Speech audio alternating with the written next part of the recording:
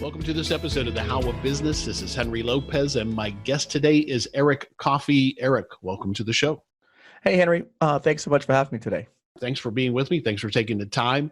And this is going to be a great conversation. We're going to chat with Eric and get his expertise and perspective and insights on the whole government contracts arena, how to land government contracts, how to build a business around that, how that works. And a lot of it is going to be also, as Eric and I were just chatted before we started recording, there are so many myths and misconceptions, and he really takes it personally to make sure that he shares with people, and that's what we're hoping to do today, what some of those things are, those pitfalls you can avoid, and the opportunity that really is out there. If you want to receive more information about the How of Business, including links to the show notes page for this episode, just text the word biz, B-I-Z, to 31996. So Eric is an entrepreneur, and he's the founder of Govcon Giants, which helps people land government contracts. After the real estate market crashed back in 2007, Eric launched a successful consulting company helping small business owners earn millions in revenues via federal small business programs. Then in 2012, he launched Evankoff, is that correct? Evankoff? Yes. Evankoff Construction, which was a steel erection company building airplane hangars and metal buildings for government agencies around the country. Very interesting, very specialized. And then in 2017, he launched his YouTube channel, Score Contracts, which was a YouTube channel that helped other small business owners achieve their revenue goals using the power of federal contracts. And that he still does the YouTube channel. And then in 2018 is when he launched Govcon Giants. We're going to have him walk us through that chronology of how he got to where he is today. He's also the host of his own podcast called Govcon Giants Podcast, which is dedicated to showcasing the scalability of growing a business, harnessing the power of federal dollars. And he's also the author of a book entitled $1 Billion Playbook, 72 websites for massive scaling in the federal marketplace. So today, Eric focuses not only on his other businesses, but on teaching everyday people how to win extraordinary contracts in the federal arena. He lives in Miami, Florida, my former hometown. And so, Eric Coffie, welcome to the show. Thank you so much. That was a great introduction. And yes, it seems when you say it, it seems like a lot of stuff that I've accomplished over the last decade. It's been a journey, and I just kind of put my head down and just kept, putting one foot before the other and doing the activities. Yeah, and I'm glad you chose that word. The journey. One of the things I've mentioned on the podcast before, I've been trying to do a better job of over the last few years is enjoying that journey. Right. It just popped into my head. Do you think you've been good at that and enjoying every step of it and not stressing too much about some arbitrary end goal? So I would say no. I've always been seeking out to do things that were not only did they make money, but that they were fulfilling and rewarding, and that's what led me to the YouTube channel. So when I decided back after the real estate market, even when I was doing real estate, when I decided I wanted to make a change, it was because I was not fulfilled. So I think I've been seeking that out. And so I've constantly changed and pivoted just to try and find that. What I've learned in reading, I'm an avid reader, is that, people can make all the money in the world, but they're still lacking certain things. And so I always knew that going in, and I said to myself that I want to find something that gave me profits and was fulfilling at the same time. Yeah. But I will say I found that now. Yeah, that's great. That's great. Yeah, I think we struggle with it. I know for me, I think we're influenced to believe and measure ourselves to only be successful once I have 800 locations or $10 million in revenue, whatever those arbitrary numbers are. And we miss out on enjoying the process of building our businesses, and even the failures, while in the moment they're no fun, kind of taking it all in as part of the experience that we have the privilege to be part of. Absolutely. Yeah. All right. You studied industrial engineering in college. I did. But then you didn't go into engineering. What were your thoughts? What did you want to do with that degree? So while I was at the University of Florida, go Gators, I actually was something that wasn't mentioned here was I co-founded the Entrepreneurs Club at the University of Florida. Wow. So I founded the first ever Entrepreneurs Club at the University of Florida. I knew that I wanted to go into business. I didn't know how. And so a friend of mine wanted to start an inventors club. I wasn't much of an inventor, but entrepreneur was definitely more of my take. So I co-founded that.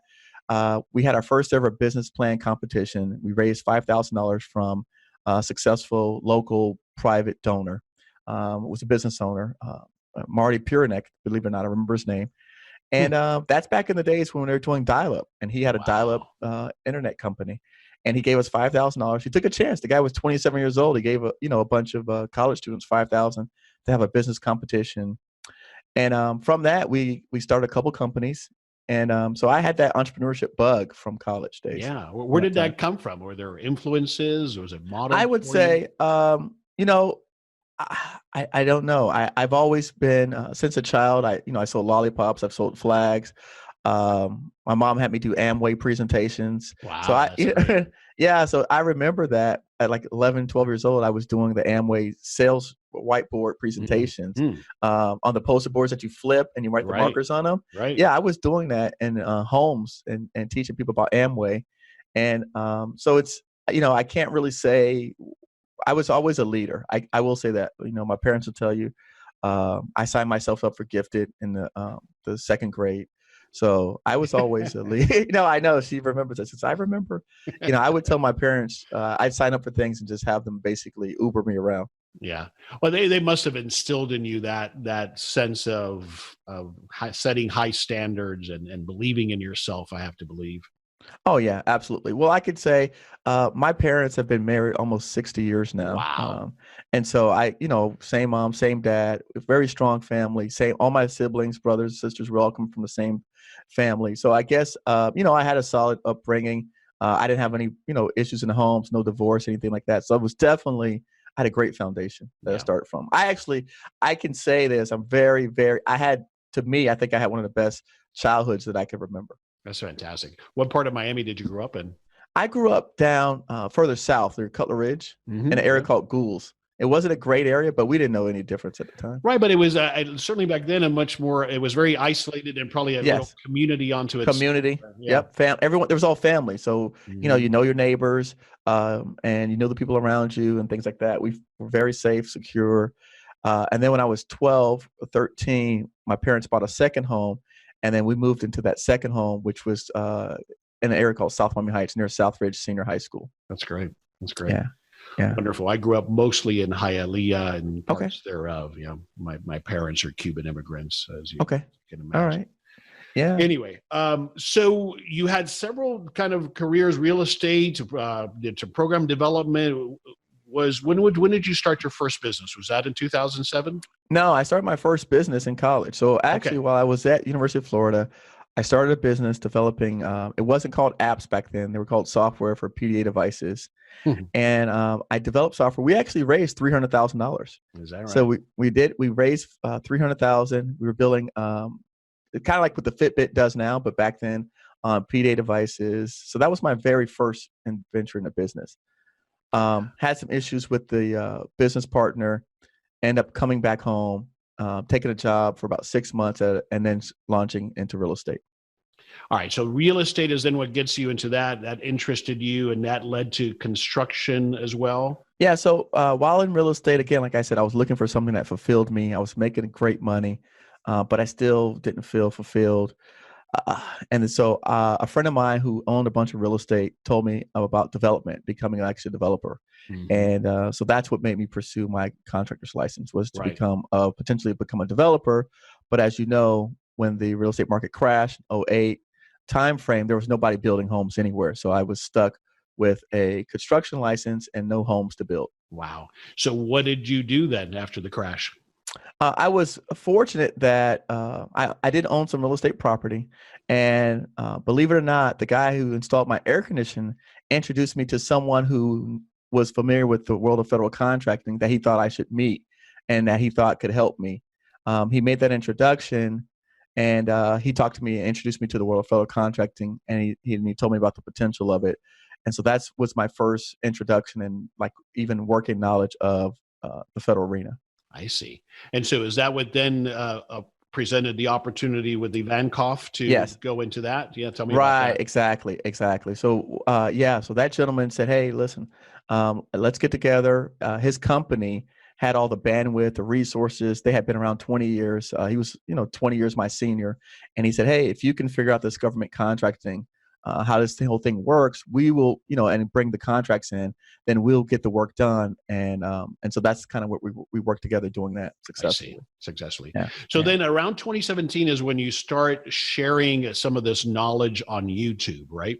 yep, What yeah, led yeah. to that? Why did you feel the need to and the urge to do that? So after consulting with a couple companies, I realized that I had really exhausted the maximum opportunity from those companies. They didn't want to grow any further.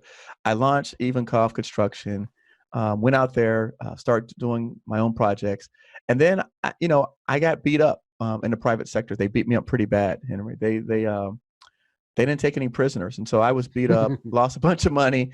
And one of my suppliers, again, I'm very fortunate, blessed, however you want to say it, that good people come into my life at the right times. Mm. And that's why one of the things we talk about is not quitting and not giving up, is resiliency.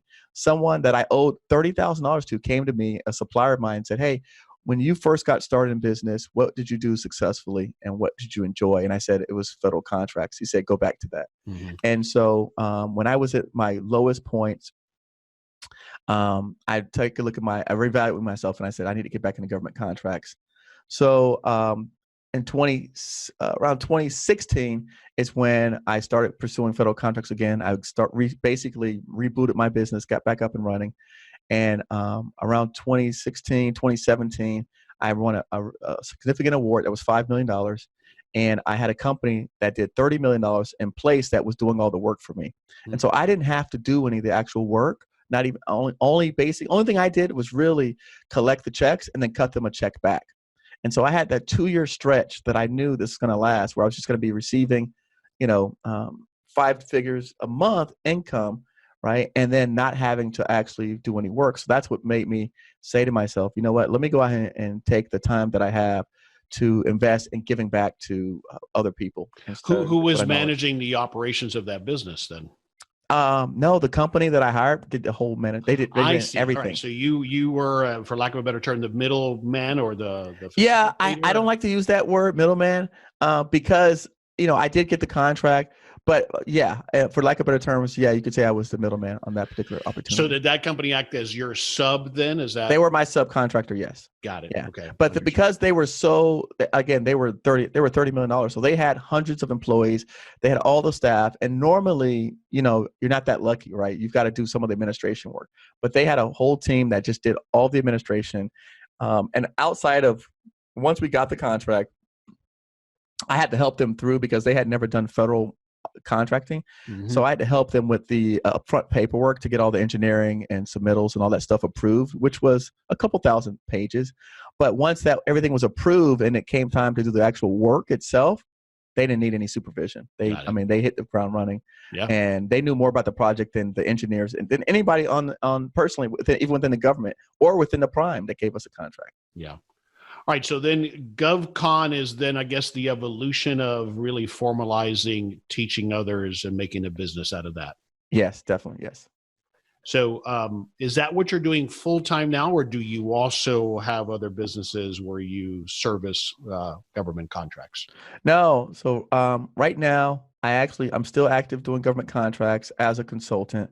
I have 2 companies that I work with that are my clients, both construction companies up in New England, and I help them win contracts up in the whole New England region, from Maine down to the upper parts of New York. Okay. All right. So you're doing consulting for organizations that either don't know how to do it or need help. They leverage your expertise. Yep. And then you're also doing the teaching through your programs, your courses, your Yep. YouTube channel, all of that stuff to Yes. help individuals get there as well. Correct. Yeah. Wonderful. Good. All right. That makes sense. You touched on a couple of personal characteristics. I'm always interested in what people feel have been some of the characteristics that have helped them be successful. You talk about your leadership skills, and you displayed those very early on. You mentioned resiliency. Do you think those two, or is there another characteristic that comes to mind that's been part of your success, you believe? Um, Definitely no. Those two are. Resiliency is number one. And do you think that was just always your personality? No, I don't think so. I think How did you develop it then? surrounding myself. I was fortunate to have really great people. I was always surrounded by people that were my seniors who had already kind of been where I was going, and so those people really helped the trajectory of my business and my growth. Mm-hmm. So even when I was down, for example, when I was down at my lowest point, I was part of the EO, the Entrepreneurs Organization. Yep. National organization, international organization. And when I was staring at the face of bankruptcy, my attorney told me to file bankruptcy, but my EO members that were much more successful business owners advised me not to. And I listened to them versus my attorney. Yeah, that's fantastic. That's quite an influence. All right, let's start getting into it more. And just at the outset here, you focus on federal governments, not local or contracts, rather. Is that correct? That is correct. That's a great distinction. I personally do not advise people to do state or local contracts because I have seen, and again, this is my perspective and what I've seen and witnessed. I've seen how state and local contracts can hurt small businesses, and so for that reason, I've chosen just to teach federal contracting. And how so? How is it that you can get hurt as a small business at a high level? At a high level, so on any contract that you receive from a government, you're going to have to put up the money, deliver the materials, deliver first before you get reimbursed or paid. Okay. And so if there's any delays in you receiving payments, that could hurt any small business. Mm-hmm. And so what I found is that typically on local state contracts and local contracts, that is something that's prevalent and that occurs frequent and often, far too often. And particularly even more so if you are a subcontractor under a prime on a state or local contract. And there's no provisions for intervening or blackballing or blacklisting the companies who do that to small businesses. Who do not end up paying or not paying on Right. a timely basis Correct. to the subcontractor. You can find that in any city, any state, USA. Why is it different at the federal level? The federal level, what they do is they do not issue a contract award unless there are funds allocated for that. So the federal government will not issue a contract unless the money is already allocated for that project. They won't issue it. So when they issue a project, that's what allows them to pay people in 14 days. It's because the funds are sitting there. The state and local government sometimes or oftentimes are waiting on other funds to help cover the cost of these various projects. And so they don't have the funds sitting there before they issue a contract. Got it. Okay. Let's take a step back. When we're talking about government contracts, give us an idea what we're talking about here. What types of contracts are we talking about? I imagine it's a wide range, but help us picture what we're talking about here. I mean, we mentioned, for example, the steel structures that you were building, but I'm assuming it's also services. What are we talking about typically here? I have students that are doing cybersecurity. I have students that are doing IT. I have students that do R&D. I know people that have manufacturing companies that make components and parts for the aerospace industry, the defense industry. I know people that we work with that do janitorial services, cleaning floors, cleaning office spaces. I know companies that provide leasing services to the government. It's the gamut. Yeah, it's the gamut. It's a broad range, which really opens it up to anybody, right? Oh no, definitely. One of my very first students that I know of that won a contract. She sold. It was after the hurricane, the one that hit Puerto Rico. Mm-hmm. And she sold the government the feminine products that they needed to send to Puerto Rico. Interesting. Yeah. And so let's talk about that as an example. Did she have access to that at a discount? She was able to source it. What was it that created an opportunity for her? Henry, I think that right now and the time that we're living in and the era, because the economy is doing so well, that less and less people are focusing on government contracts. So a lot of times what I'm finding is that people that are just responding to bids, there's a lot of times just one person only responds right now. Because again, if you think about it, in the private sector, if I were to do, say, a metal building, right, the customer would pay me a % of the money up front to get started with the job. In the government sector, that's not the case. So most people, right, would rather go that route. The other thing is that on the government contracting side, we've got to submit a proposal and put a write-up together oftentimes. And that's an investment, right? And you're not guaranteed to get the contract. And so in the private sector, I might just give you a price. Say, Henry, I'm going to do this for $10,000. Yeah, I just give you a quick quote. I might even just do it over the phone. Yeah. Right, exactly. So you say yay or nay. That was zero investment on my time. On the government side, you can't do that, right? So you're going to have to submit resumes, maybe a little write-up, maybe a safety plan for the potential to win that contract. So people tend, when the economy is doing well, what I've noticed that less and less people are going after government contracts. So I've seen, I have a student of mine that just this past week won a contract to provide protein powder to the government. $35,000 contract to provide protein powder. And she and the government literally told her that she can buy it off of Amazon. Really? Because they're not allowed to buy off of Amazon. They can only buy through vendors that are inside of the System for Award Management. That's AKA SAM. I see. And the reasoning, one of the reasonings behind that from a government perspective is to provide those opportunities for small business owners and more businesses at large, right? The idea is to funnel that so that it provides growth beyond just buying that directly from a vendor, let's say. Yes, correct. Okay. All right. We've been touching on pros and cons, and we'll come back to the cons where you articulated some of that, the additional investment of time because there's a proposal process. You have to deliver the work first. So the cash flow is a challenge for a lot of us. We don't have the funding. On the pro side, like you mentioned, there's an opportunity out there that's not being met. But why else do you encourage people to look at this avenue for their business or even to start their first business? Because, again, one of the things that we mentioned in the show is when the market crashed, and I had friends of mine that were doing construction, when everything else goes away, the federal government's still there.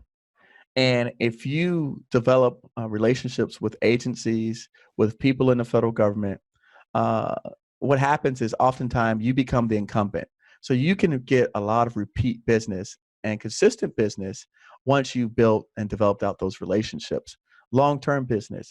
The government has contracts that are multi-year contracts. So now you can almost have a predictable future, whereas when we're out here in some of the other marketplaces, sometimes it's an up and down, it's a roller coaster. You're not sure what's going to happen year to year. But imagine if you were to win a 5-year contract with the government, 5 years out, like you're going to have a certain % of sales from that contract. Yeah, so for me, and then they pay you on time, right? They pay you and they pay you on time. Yeah. And what you're touching on is what we're chatting about before we started recording. They're in all likelihood not going to go out of business, or if they do, we've got bigger problems. So right. You have that stability. You can predict, you can project, you can borrow money against it. You can sell your business based on that. Yes. All of those things are there, right? Right. And what you're saying is that as you develop those relationships, then you become a bit more recession proof, at least, because even during the downtimes, there's a channel there. In fact, I think you were talking about this in an episode of your podcast, that often during those economic downturns, there are government programs to inject more of those opportunities into the economy, right? Oh, yeah, 100%. Yeah. So those are all great pros for the cons. We've kind of touched on, and I think if I had to list the biggest one, besides the work involved of the proposal process, and you may not get the business, it's that cash flow component that I think is what might keep most businesses from being able to do this, right?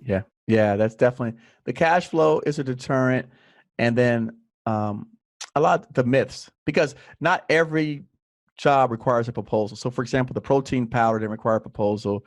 The feminine products didn't require a proposal. It's just the larger projects, the more in-depth projects.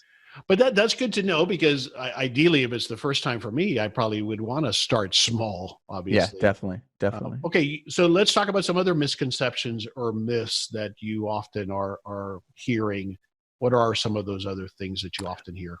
The government pays slow. And so at the federal level, you're saying that is not true. That is more likely to be the case at the local level.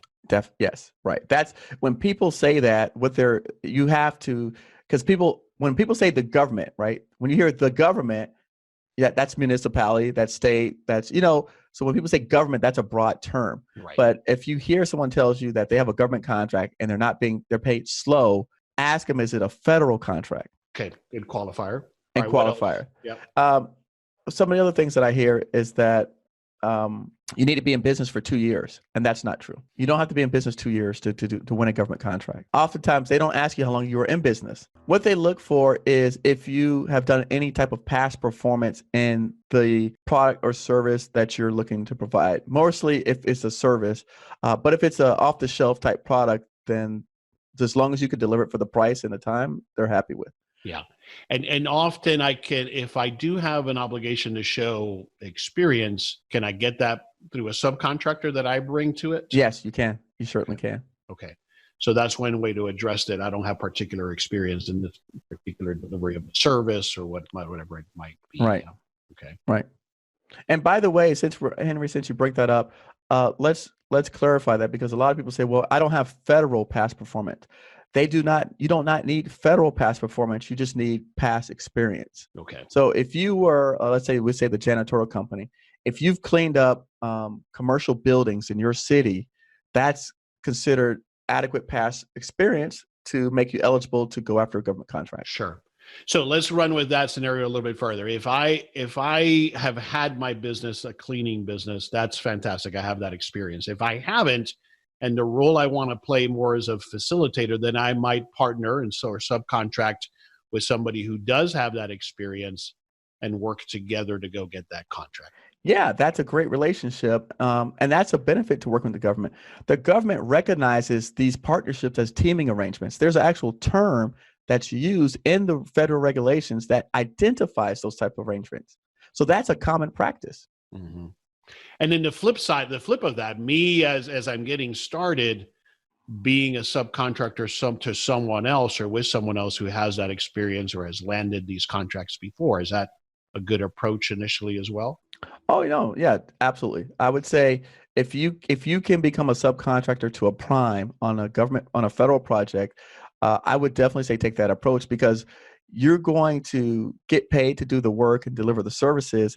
And at the same time, you get to learn experience working with the federal government and how they do business. Mm-hmm. And if you do a good job, what's likely to happen is the government's going to come to you and say, hey, Henry, why don't you, the next time around, you maybe as a small business, you submit a job, a price proposal to us to deliver this service.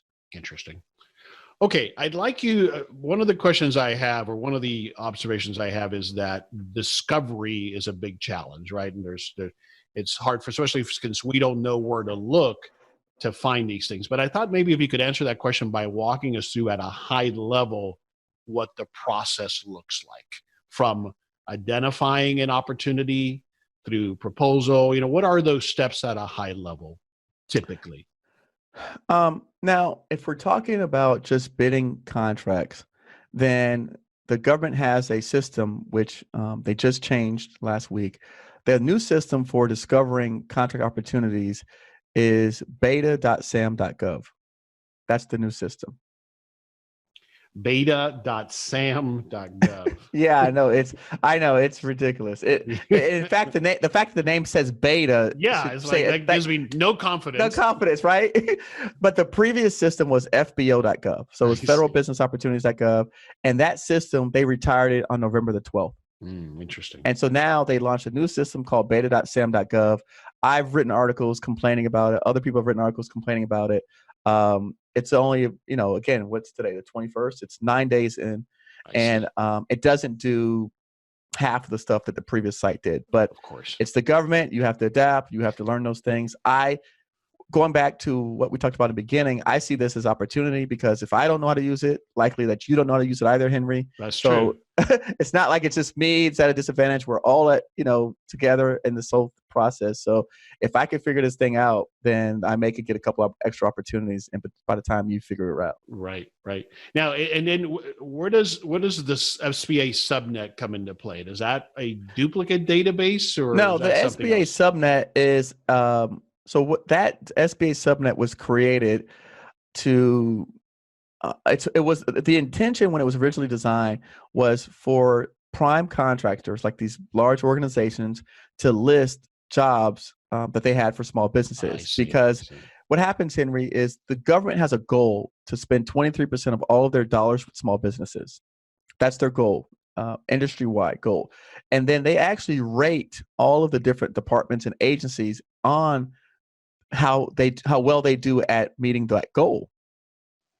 And what happens is that goal trickles down to contracts that are above a certain dollar amount.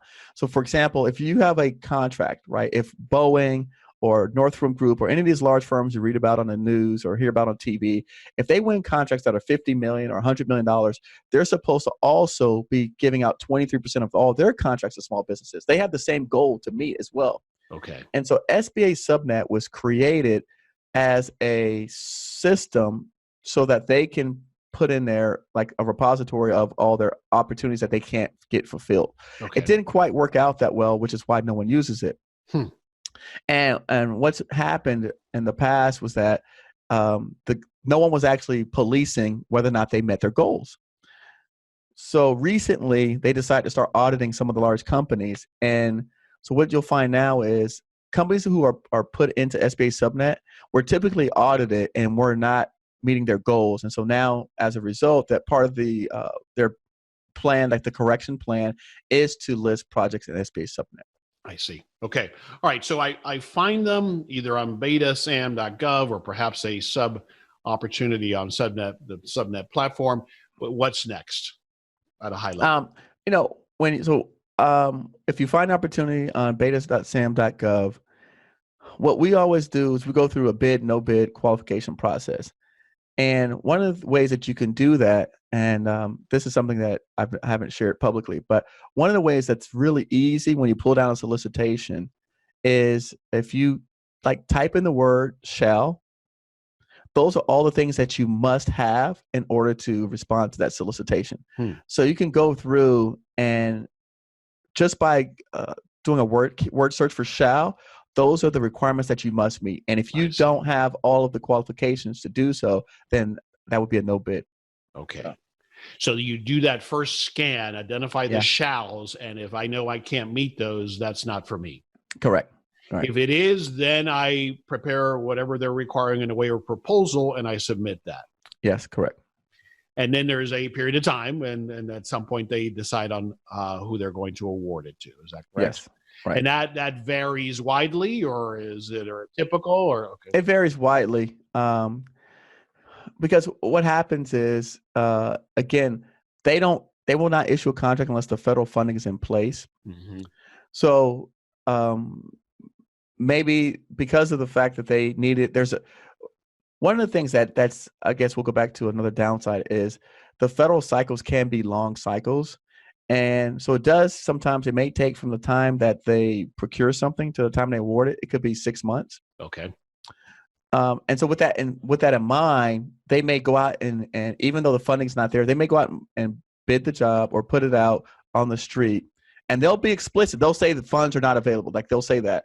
But what they'll do is because people protest jobs now, a lot of people are protesting it. That allows for all of these things to occur while the funding's coming down the pipe. Okay.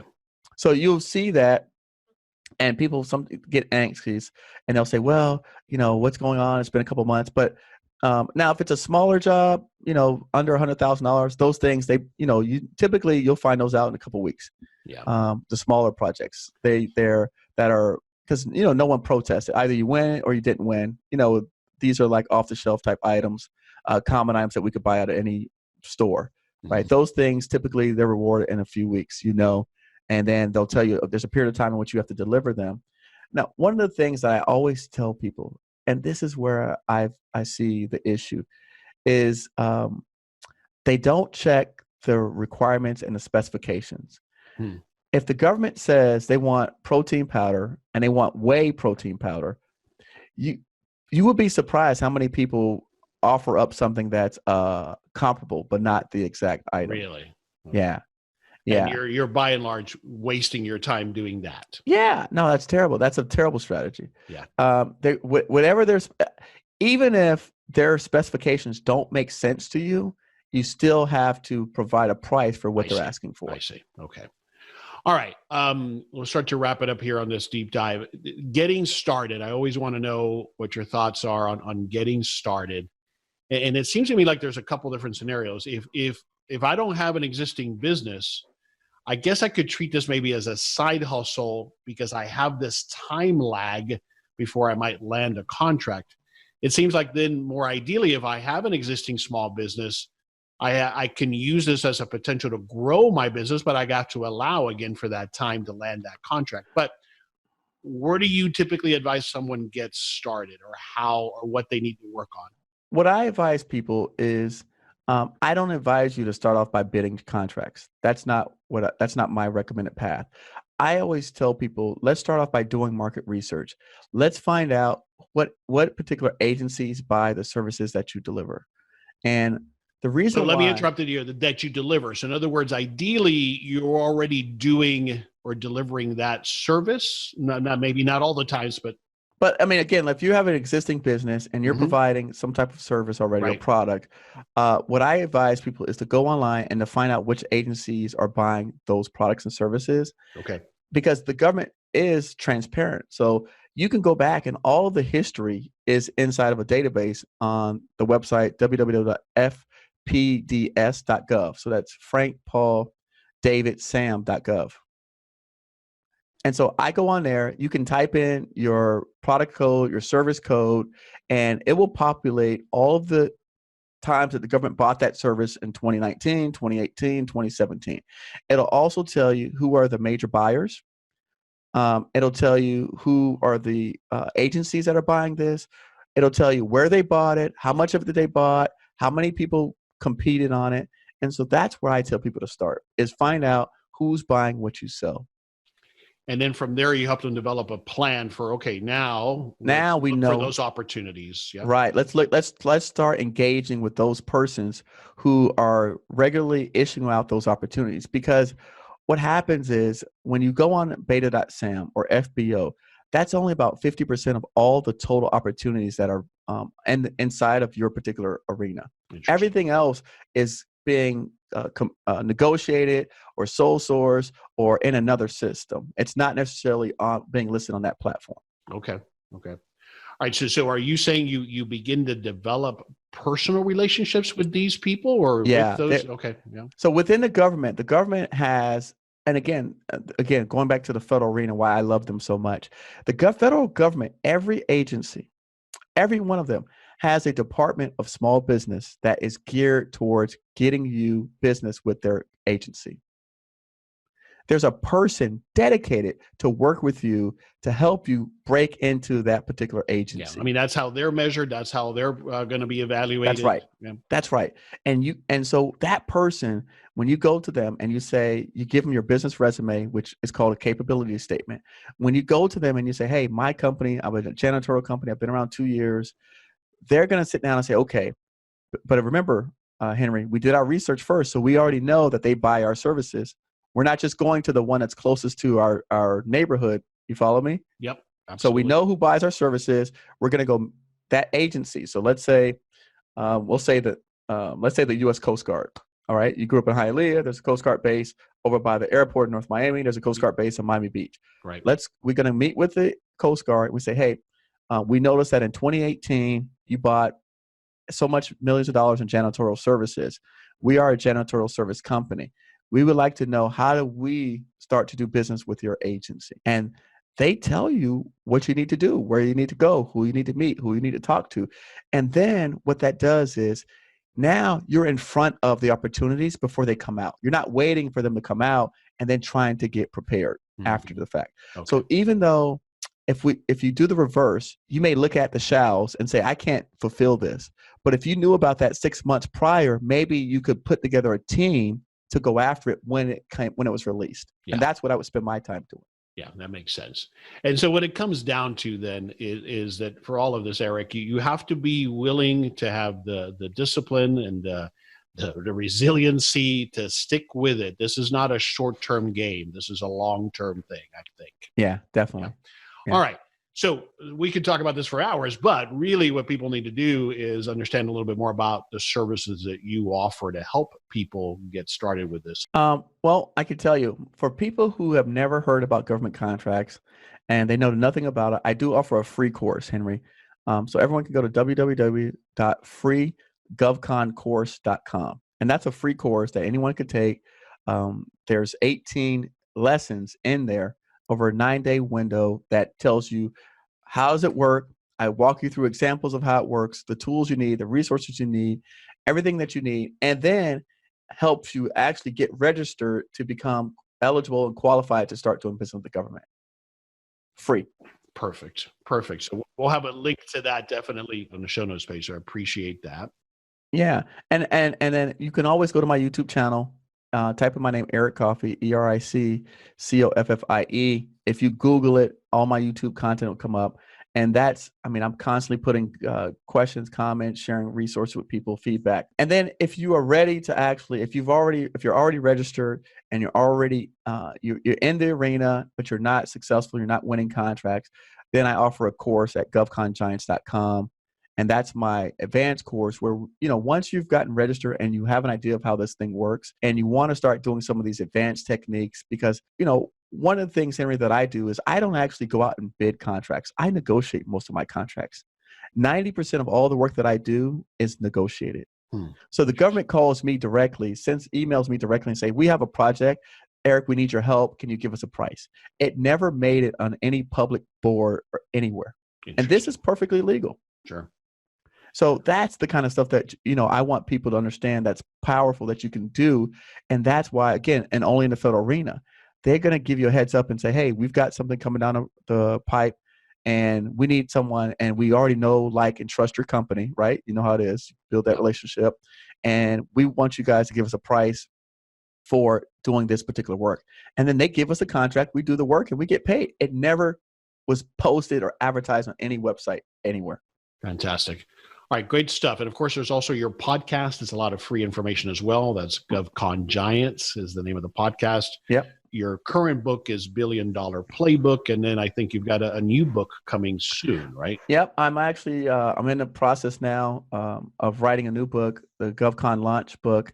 And what I will do for the listeners of the podcast, what I'll do, I will make a special link on my page, govcongiants.com/how, HOW.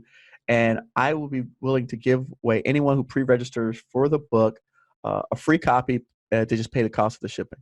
Wonderful. Great offer. So take them up on that. If you didn't get the link to that, again, just come to the show notes page at thehowofbusiness.com and you'll find it there. Great stuff, Eric. Talking about books, as you mentioned at the outset, we both love books. Is there another book besides your own that comes to mind that you would recommend? Yeah, definitely. Robert Greene's book. And Robert Greene, it's the 50th Mastery. So he wrote the 48 Laws of Power, but the 50th Mastery, that's the one that I love the most because it talks about conquering fear. Not just conquering. The 5th degree of mastery? 50th, 50. 50th degree of mastery. 50th, yeah. I've not heard of that. Okay. Yeah, it's actually called the 50th Law, but it's the Law of Mastery. So it's the 50th Law, and he talks about working through fear in spite of. Wonderful. When did you read that? Do you recall? When I was down and out. Interesting. So it helped you through that. It helped me. Yeah, it helped me out because what it talks about is being calm in the face of chaos and change. Wonderful. And I'm also looking now for time management tips. It's such a challenge for all of us. So is there anything simple that you've used here recently that helps you with managing your time? Yeah, one of the things that, and I can't tell you where I picked this up from. I don't remember if it was a podcast or something I read. But one of the things that I do for me that helps is I segment my days. So, for example, if I'm going to do podcast recording, I do that on certain days. If I'm going to do actual make YouTube videos, I do that on certain days. If I'm working on my consultant clients and helping them with their government, I do that on certain days.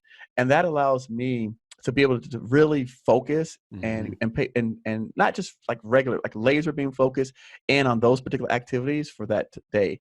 And for me, I can crank out, I don't know, 6, 7, 8 YouTube videos in one day with that type of time management. Yeah. But before, I was, I line up the cameras, I line up the video, I get ready, and then something comes up and I change, I switch gears, and then, but when I say, okay, I'm going to just do YouTube videos today, I can knock out 6 to 8 videos. Yeah, I love that. I've been trying to do the same thing. I call it time blocking. But yeah, because you minimize that switching cost, right? Right. And you described it very specifically in something like that where you have to set up.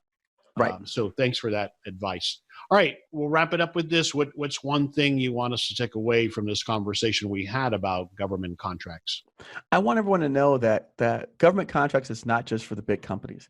It's just not for the billion-dollar companies, not for, just Amazons and the Microsofts in the world. It's for everybody, and anyone could do it. I consider myself to be a regular person, an average person, and truthfully, I didn't know that I had any specialized knowledge, and we have been doing this for years, doing millions of dollars in business, and we took it for granted. So again, I've seen people from all walks of life, backgrounds, engineers, dentists, doctors. The government buys everything. You can supply them with people and bodies, right? You can supply as a staffing company. And so I just want everyone to take a look at it. And if you have a small business and you're finding yourself some challenges in terms of growing that business, or you're running out of ideas, I would encourage you to take a look at the federal marketplace. Yeah. Great advice. Great thoughts. Tell us again where you want us to go online to find out more. If you want to find me, you want to reach out to me, always govcongiants.com is the best place to find me.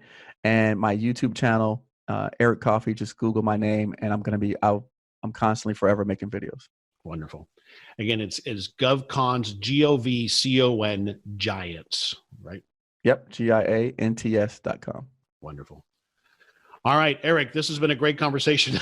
We just scratched the surface on this topic. It's not, I think we had one other guest on it previously. So it's such a big one. So thanks for sharing your knowledge. Thanks for all that you've been doing with sharing your knowledge on your YouTube channel, on your podcast channel. A lot of free information out there that he's been sharing for quite some time. Thanks for being on the show today. Henry, thank you for giving me an opportunity. It's a pleasure. I'm happy to share. I'm happy to come back on, and we can do a second round. Wonderful. Thank you. Thanks, Henry. This is Henry Lopez, and thanks for listening to this episode of The How of Business. My guest today again was Eric Coffie. We release new episodes every Monday morning, and you can find us on Apple Podcasts, Google Podcasts, Spotify, and at our website, thehowofbusiness.com.